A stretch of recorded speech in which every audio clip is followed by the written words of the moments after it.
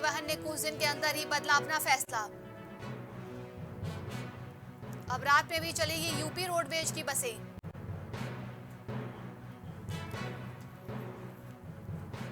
यात्रियों की समस्याओं को देखते हुए विभाग ने बदला फैसला। आपको बता दें कुछ दिन पहले ही रोडवेज बसों ने अपने फैसले को बदला था। 2 दिन पहले रात्रि बस सेवा पर लगाई गई थी रोक। यूपी परिवहन ने कुछ दिन अंदर ही बदला अपना फैसला। अब रात में भी चलेगी यूपी रोडवेज की बसें।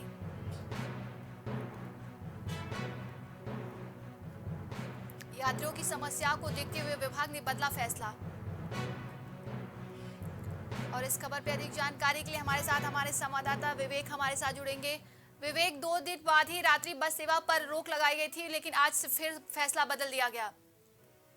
देखिए नंदनी, 2 दिन पहले ही कोहरे को देखते हुए जिस प्रकार से दुर्घटनाओं का खबरें आती थी, लगातार घने कोहरे की रातें, तो परिवहन विभाग ने यह फैसला लिया था कि रात 8 बजे के बाद जो है यूपी रोडवेज की बसें नहीं चलेंगी। लेकिन 2 दिन बाद ही इस फैसले को बदल दिया गया, क्योंकि रात 8 बजे के बाद से कई यात्रियों को काफी परेशानी होती थी यात्रा करने के लिए। और 8 बजे के बाद अगर रोडवेज की जब बसें बंद होती तो डग्गा मार बसें जो है वो लगातार रात भर चलती रहती थी। इससे राजस्व को काफी घाटा होता था। तो इसकी वजह से कि राजस्व को घाटा ना हो, यात्रियों को परेशानी ना हो, यूपी रोडवेज ने जो अपने 2 दिन पहले का जो नियम बनाए थे उसको जो है बदल के बस सेवा पे अब बहाल कर दिया गया है। अब रात भर जो है रोडवेज की बसें चलेंगी और यात्रियों को बसें मिलेंगी। तमाम जानकारी के लिए बहुत बहुत धन्यवाद आपका विवेक।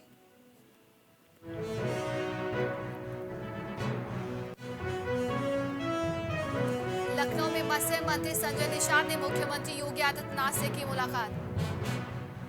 संजय निषाद ने मुख्यमंत्री को प्रतीक चिन्ह के रूप में एक नाव की भेंट की। अर्जेंटीना, मैक्सिको और ब्राजील के दौरे पर गए थे संजय निषाद। संजय निषाद ने अपने विदेशी दौरे की रिपोर्ट मुख्यमंत्री को सौंपी। लखनऊ में कोरोना को लेकर सीएम योगी ने किया ट्वीट। मुख्यमंत्री ने प्रदेशवासियों से अपील की।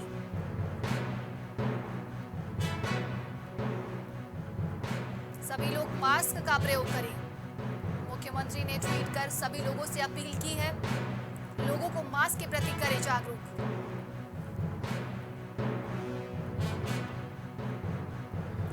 आपकी सुरक्षा हमारी शीर्ष प्राथमिकता। सीएम योगी ने ट्वीट कर प्रदेशवासियों से अपील की है। दिल्ली में सीबीआई को दिल्ली हाई कोर्ट से थमाया नोटिस। कुलदीप सिंह सेंगर की जमानत पर मांगा जवाब।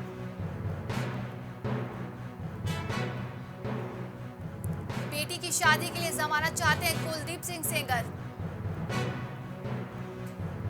कुलदीप सिंह सेंगर ने 2 महीने के अंतरिम जमानत की अपील की है। उन्नाव रेप केस में आजीवन कारावास भुगत रहे हैं सेंगर। लखीमपुर खीरी में जीआरपी सिपाही ने अपनी पिस्टल से यात्री को मारी गोली। लखीमपुर खीरी से इस वक्त की बड़ी खबर सामने आ रही है। मौलानी से नाना पार जा रहा है पैसेंजर ट्रेन में। जीआरपी सिपाही ने एक यात्री को मारी गोली। लखीमपुर खीरी से इस वक्त की बड़ी खबर, युवक की इलाज के दौरान हुई मौत।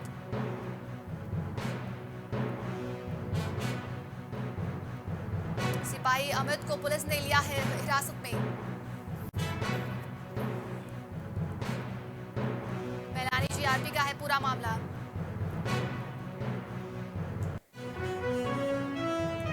यूपी में सपा विधायक अनिल कुमार को कोर्ट से मिली सजा। 15 दिन तक न्यायिक हिरासत में रहेंगे सपा विधायक। आचार संहिता उल्लंघन मामले को लेकर सुनाई गई सजा। एमपी एमएलए कोर्ट ने सुनाई सजा।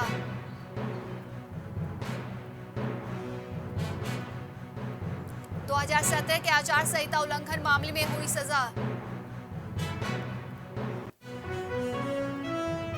यूपी में सपा विधायक अनिल कुमार को कोर्ट से मिली सजा। 15 दिन तक न्यायिक हिरासत में रहेंगे सपा विधायक। आचार संहिता उल्लंघन मामले को लेकर सुनाई गई सजा। एमपी एमएलए कोर्ट ने सुनाई सजा।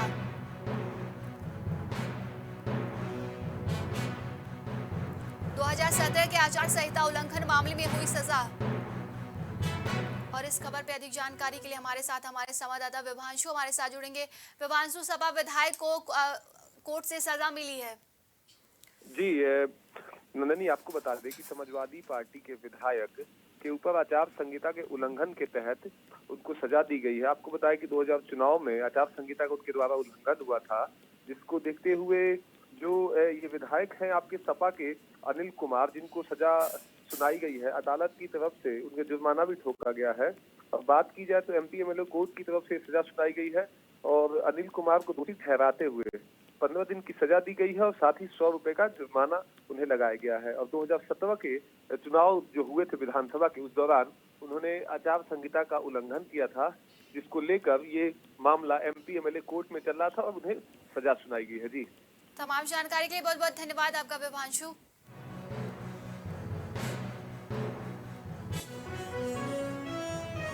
लखनऊ में सपा के राष्ट्रीय अध्यक्ष अखिलेश यादव के खिलाफ परिवारवाद दायर।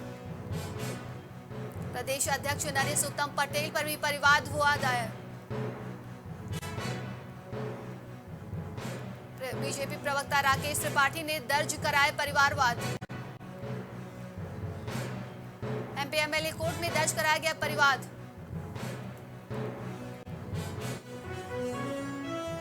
लखनऊ में सपा के राष्ट्रीय अध्यक्ष अखिलेश यादव के खिलाफ परिवाद दायर।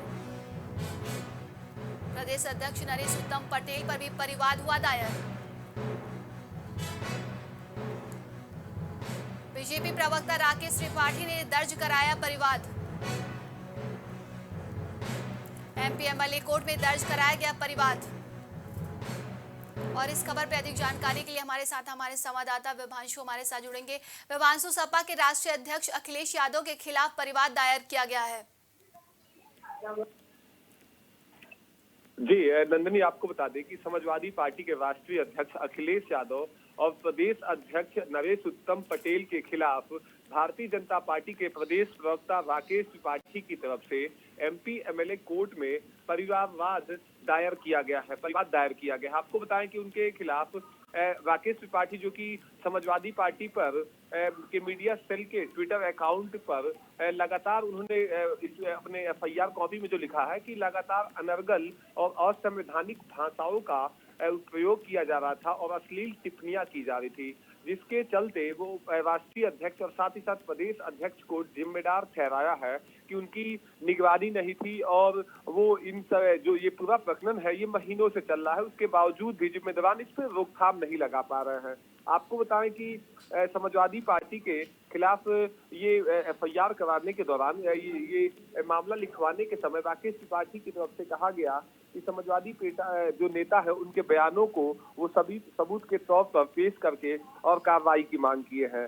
अब देखने वाली बात ये होगी कि जहां आपने देखा कि महीनों से ये ट्विटर वार है ये प्रवक्ताओं और समाजवादी पार्टी के आईटी सेल के बीच चल रहा है, अब इस पर एमपी एमएलए कोर्ट क्या फैसला सुनाता है। वहीं आपको बताएं कि बीते रोज अगर बात की जाए तो सूबे के उप मुख्यमंत्री केशव प्रसाद मौर्य को बहुत ही आपत्तिजनक टिप्पणी किया गया था और अभद्र भाषाओं को बयानबाजी की गई थी। तो राकेश त्रिपाठी की तरफ से कहा गया है कि संवैधानिक पदों पे आश्रित लोगों को गलत तरीके से टारगेट किया जा रहा है और असंवैधानिक भाषा का प्रयोग किया जा रहा है और उनका साफ तौर पे कहना है कि इस पे कठोर से कठोर कार्रवाई की जाए। जी विभांशु, इस पूरे मामले पर समाजवादी पार्टी का क्या रिएक्शन आया है?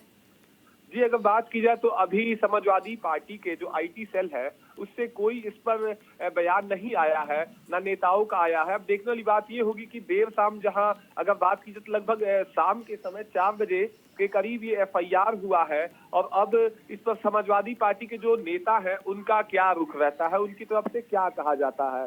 और अगर बात की जाए तो इसमें कई प्रवक्ता और साथ ही साथ कई नेताओं को टारगेट करके और कई खुलासे की बात समाजवादी पार्टी आईटी सेल के द्वारा किया जा रहा था। अब ये मामला एमपी एमएलए कोर्ट है में पहुंच चुका है। अब इस मामले पर एमपी एमएलए कोर्ट 7 जनवरी को जो विपक्ष है, यानी कि जो दूसरा तबका है, समाजवादी पार्टी का जो आईटी सेल के तमाम जिम्मेदार हैं, तमाम जिनके पास जिम्मेदारियां आईटी सेल को संभालने की, उनसे उनका बयान दर्ज कराकर आगे की कार्रवाई की जाएगी। जी, तमाम जानकारी के लिए बहुत बहुत धन्यवाद आपका विभांशु। समाजवादी पार्टी के ऑफिशियल वेरीफाइड ट्विटर हैंडल से पिछले दिनों से लगातार गाली गलौज की भाषा का प्रयोग किया जा रहा था, जिसमें मेरे वृद्ध माता पिता, मेरी पत्नी, इन सबके विरुद्ध बहुत अश्लील अपमानजनक टिप्पणियां की जा रही थी। ये टिप्पणियां राजनीतिक टिप्पणियां नहीं हो सकती हैं। इनको पहले लगातार हम आप इस बात की अपेक्षा करते रहे कि समाजवादी पार्टी के मुखिया अखिलेश यादव जी इस पर रोक लगाएं, लेकिन अब ये पानी सर से ऊपर हो चुका है। इसलिए न्यायपालिका की हमने शरण ली है अपने अधिकारों की रक्षा के लिए कि माननीय न्यायपालिका इनको दंडित करने का काम करे। जिस प्रकार के अपमानजनक लेख मेरे विरुद्ध और हमारी पार्टी के अन्य नेताओं के विरुद्ध भी लिखे जा रहे हैं, ऐसी बातें राजनीति में स्वीकार्य नहीं हो सकती हैं। मैं अपने अधिकारों की रक्षा के लिए माननीय न्यायालय की शरण में गया हूं। बुलंदशहर में सोनू हत्याकांड का खुलासा। हत्याकांड में शामिल 2 हत्यारोपी गिरफ्तार हुए। खबर बुलंदशहर से है। हत्यारोपी ने चुराकर सराफा को बेचे थे अपनी बहन के कंगन। सोने कंगन चोरी को लेकर आरोपी को कर रहा था ब्लैकमेल। मुख्य आरोपी ने अपने दोस्त के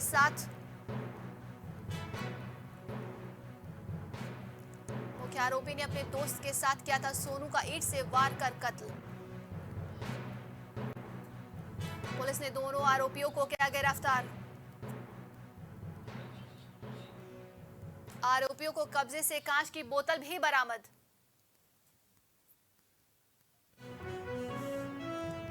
चंदौली में करंट की चपेट में आने से भाई बहन की मौत। मुर्गी फार्म पर काम करने के दौरान हुआ हादसा।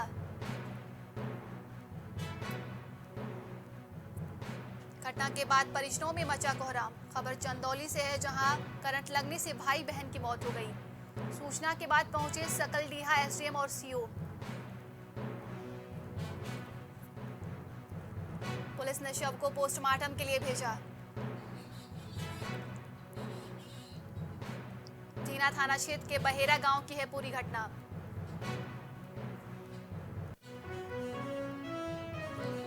दिल्ली में राहुल गांधी का यात्रा रोकने से इनकार।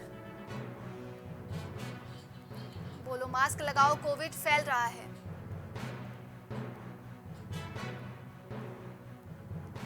ये सब यात्रा रोकने के हथकंडे हैं। की सच्चाई से ये लोग डर गए हैं।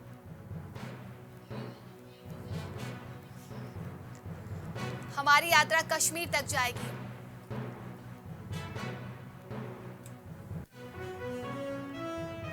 कानपुर में गोविंद नगर टी ब्लॉक में सिक्योरिटी गार्ड की हुई हत्या। निर्माणाधीन अपार्टमेंट में गार्ड का सिर कुचलकर की गई हत्या। हत्या से इलाके में दहशत का माहौल है। मामले की जांच में जुटी पुलिस।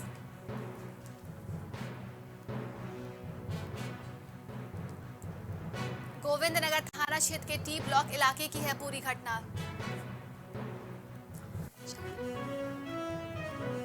बुलंदशहर में अवैध तमंचा बनाने के कारखाने का भांडाफोड़। देहात कोतवाली पुलिस को मिली बड़ी सफलता।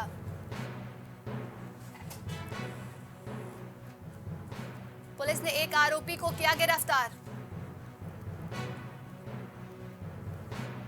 आरोपी की निशानदेही पर भारी मात्रा में तमंचा, कई उपकरण बरामद। ताजपुर के पास बाग में चला था तमंचा बनाने का कारखाना। ये अवैध शस्त्रों की बरामदगी हेतु जनपद भर में अभियान चलाया जा रहा है, जिसके क्रम में कोतवाली देहात पुलिस द्वारा एक अवैध शस्त्र फैक्ट्री का भांडाफोड़ किया गया है, जिसमें कि एक व्यक्ति जिसका नाम रोहिल है वो पकड़ा गया है। ये जंगलों में रेलवे लाइन के किनारे एक जगह पर अपनी फैक्ट्री संचालित कर रहा था। इसके पास से कुल 5 तमंचे 315 बोर के और एक तमंचा 12 बोर का बरामद हुआ है। साथ ही कुछ कारतूस बरामद हुए हैं और जैसा कि आप देख सकते हैं अवैध शस्त्र बनाने के उपकरण इसके पास बरामद हुए हैं। इससे विस्तृत पूछताछ करते हुए इसे न्यायिक अभिरक्षा में भेजा जा रहा है। कुछ भाव पुष्प। आप देख रहे हैं प्राइम टीवी, सच साहस सरोकार।